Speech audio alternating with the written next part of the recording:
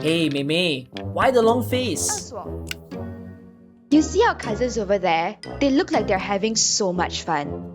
Especially cousin Amy. She's the coolest. Well, of course they're having fun. They're playing Mahjong. But I don't know anything about Mahjong.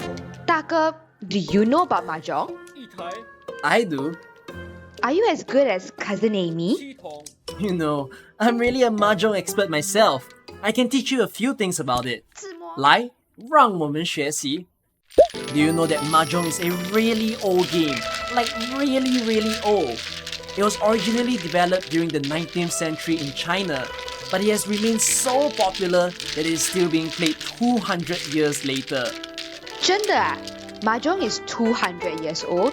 That's almost as old as Ama Cecilia. Won't people get bored of playing it after 2 centuries? Why should they? Mahjong is a fun social game that keeps the community together. It's always played in groups, which fosters more social interaction and bonding between friends and family. I mean, have you noticed how it's always a staple at family gatherings, like Chinese New Year? I also play it with my friends sometimes. Fun never goes out of fashion. And you know what I like most about Mahjong? 什么?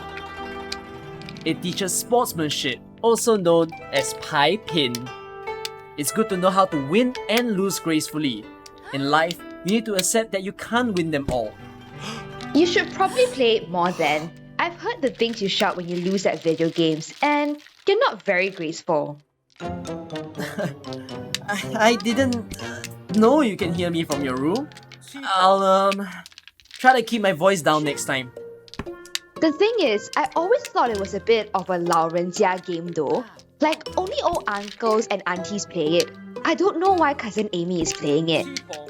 Well, you just said she's the coolest, and the coolest people do their own thing and not worry about what others think. But actually, there are a lot of reasons why younger generations like yours should play Mahjong.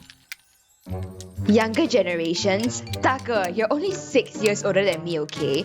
You're not exactly a wise old man. Yet. Look, when I listen to the way you speak with your friends, it feels more like a 60-year difference.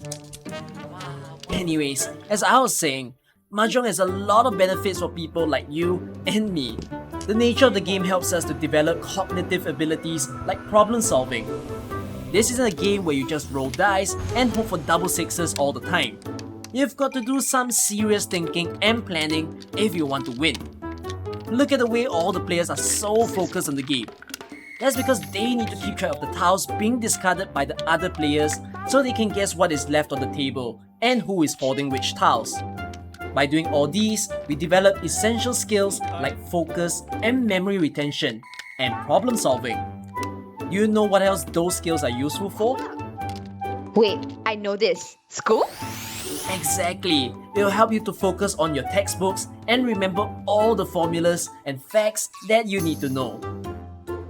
And once you graduate from school and enter the workforce like me, these same abilities will help you level up in your new job quickly so you can impress your boss. That sounds really good, but there's something I'm worried about. What's that? Isn't Mahjong a form of gambling? I don't want to develop any bad habits. Wonder how. A good question deserves a good answer. Some people play Mahjong with money, but that isn't a requirement of the game at all. You can use Mahjong chips, and everyone can start with the same amount of chips and they don't need to be converted to money at all. You just play for bragging rights, just like video games. But it's more fun to have some tangible incentives. So my friends and I often agree that the person with the most chips at the end of the game wins a free lunch from the others. Or the person who has the least amount of chips has to buy kopi for the others. The wonderful thing about Mahjong is that it's really all up to you. You decide the price. 好，我要玩。What do we need to prepare before we start playing Mahjong? 太简单了. Another wonderful thing about Mahjong is the low barrier of entry. All you need to prepare is a set of Mahjong tiles, which you can easily find in Mahjong shops, or you can find them online. They come in basic sets with lots of different colors made in modern materials like acrylic and melamine. which are easy to clean and durable enough to last forever. Mahjong tiles come in different sizes. The smaller ones are obviously more portable, but the bigger ones are more comfortable to hold in your hand. And they just feel better. Trust me, they feel better. Just be sure to look out for the 148 tile set, because that's the type we use in Singapore. You know, you can even find sets with your favorite cartoon characters or cute animals. Just go online. This red panda mahjong set is giving. When you say things like that, I feel 60 years older than you. What else do you need? Well, you'll need a table. A mahjong table is a square-shaped table with a nice surface for the tiles to play on, and preferably some drawers to hold your game chips. There is the basic folding one that you see everywhere. I've also seen some really high-tech tables that can shuffle and deal the tiles for you automatically. Wow, that's as iconic as those good morning towels. It's cool, but you don't really need something so advanced when you're starting out. What you do need instead are chairs. Mahjong games can take hours, and you don't really want to stand and play. So, what is the aim of mahjong? I'm guessing it's not to stack the tiles as high as you can without toppling. No, that's a different game. Mahjong is actually more like Rummy or poker. You see, the aim of the game is to gather and arrange specific sets of tiles, like a 3 of a kind set or a 1, 2, 3 straight set. Once you arrange all the tiles perfectly into proper sets, you win. You just have to do it before your opponents do. That sounds easy enough. It is pretty easy once you get the hang of it, and I'll go more in depth into the rules and gameplay in the next video.